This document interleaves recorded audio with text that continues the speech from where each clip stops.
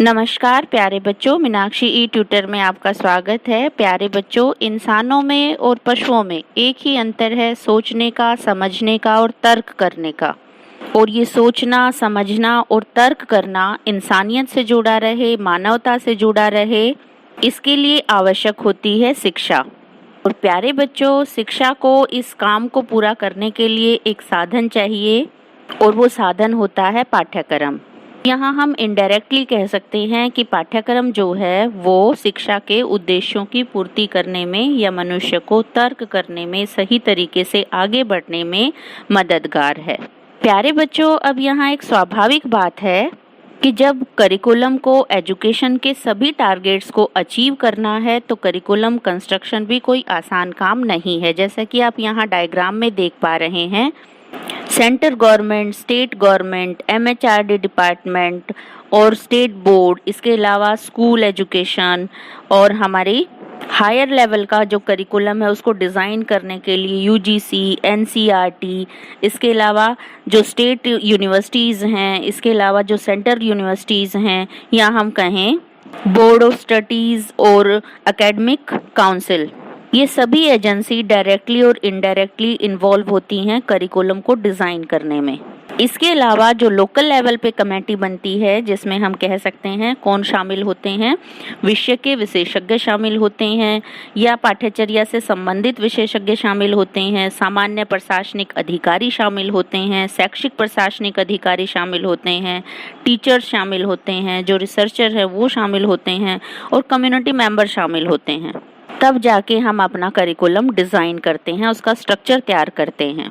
अब प्यारे बच्चों, यहाँ सोचने वाली बात ये है कि जब हम करिकुलम के लिए इतने सारे मेंबर्स को असेंबल करते हैं, इतनी सारी कमेटियाँ ऑर्गेनाइज की जाती हैं, तो वो सारी कमेटियाँ, वो सारे मेंबर्स किस बात को लेकर चर्चा करते हैं कि हमारा जो करिकुलम है उसका कैसा स्ट्रक्चर हो, किस तरह की अप्रोचेज़ हो। तो आज का जो हमारा कंसेप्ट होगा वो होगा अप्रोचेज़ ऑफ करिकुलम। प्यारे बच्चों, जैसा कि हमारे कंसेप्ट में दो शब्द यूज़ हुए हैं, first curriculum and second approaches, उपागम। सबसे पहले हम करिकुलम के मीनिंग को जानने की कोशिश करते हैं। बहुत सिंपल सा मीनिंग है, जैसे कि हमने पहले ही आपके साथ शेयर किया है कि अगर एजुकेशन अपने टारगेट को अचीव करना चाहती है तो उसके लिए एक सोर्स की आवश्यकता होती है और वो सोर्स है करिकुलम।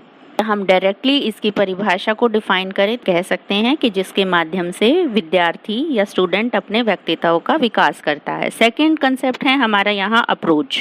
उपागम, जिनको अगर हम सरल शब्दों में समझने की कोशिश करें, अप्रोच का मतलब क्या होता है, नज़दीक जाना, पहुँचना, प्राप्त करना।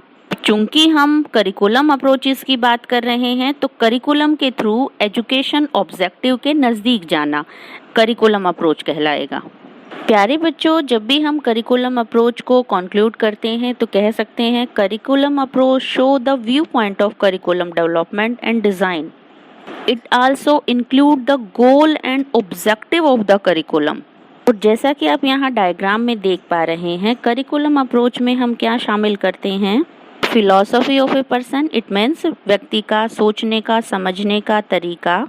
सोशल इश्यूज का मतलब क्या है, हमारी समाज की संस्कृति, परंपराएं, मर्यादाएं और सामाजिक संरचना।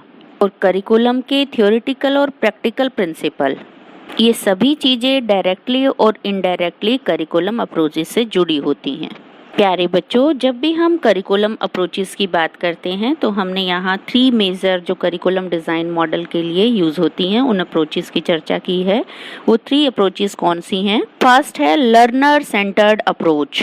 इसके नाम से स्पष्ट पता लग रहा है कि ये जो है स्टूडेंट सेंटर्ड होती है, यानी कि जो लर्नर सीखना चाहता है उसकी नीड्स क्या हैं, उसका इंटरेस्ट क्या है, उसका पर्पस क्या है, उसकी एबिलिटी क्या है, लर्नर की नॉलेज कितनी है, स्किल कितनी है, पोटेंशियल एबिलिटी कितनी है और लर्नर का लेवल क्या है। तो इन सभी चीज़ों को जब हम टारगेट करके करिकुलम डिज़ाइन करते हैं तो उसे कहा जाता है लर्नर सेंटर्ड अप्रोच। और दूसरा इसमें शामिल है subject centred approach. Subject centred approach इसके नाम से स्पष्ट पता लग रहा है, और हमारे करिकुलम का स्ट्रक्चर को अगर हम ऑब्जर्व करें तो जितने भी स्कूल हैं उन स्कूलों में जो करिकुलम डिज़ाइन किया जाता है या कुछ एक निश्चित लेवल तक कुछ विषय अनिवार्य कर दिए जाते हैं और जिन्हें बाद में स्टूडेंट की आवश्यकताओं के अनुसार स्ट्रीम में कन्वर्ट किया जाता है। जैसे 10th तक सब्जेक्ट जो हैं वो कंपलसरी होते हैं, उसके बाद साइंस, आर्ट, कॉमर्स जैसी कैटेगरी डिवाइड हैं। और तीसरा है विस्तृत क्षेत्र उपागम। यहाँ पे क्या होता है कि 2 या 2 से अधिक विषयों छात्रों को एक साथ मिलाकर पढ़ाए जाते हैं और करिकुलम को एक व्यापक रूप देने की कोशिश की जाती है। जैसे हम छोटा सा एग्जाम्पल लें, एसएसटी जो सब्जेक्ट है उसमें इतिहास, सिविक्स, ज्योग्राफी, इकोनॉमिक्स जैसे बहुत सारे विषय मिलके एक उसे व्यापक रूप दे देते हैं। इसी तरीके से अगर हम साइंस का एग्जाम्पल लें तो साइंस में फिजिक्स, केमिस्ट्री, बायोलॉजी इस तरीके से उसे एक व्यापक रूप दिया जाता है। तो विषयों को एक दूसरे से संबंधित करके छात्रों के कौशल विकास पर ध्यान दिया जाता है। प्यारे बच्चों, मुझे उम्मीद है आप आसान शब्दों में इस कंसेप्ट को समझ चुके होंगे। अगर आप हमारे चैनल से लगातार जुड़े रहना चाहते हैं तो प्लीज़ चैनल को सब्सक्राइब करें। Thank you.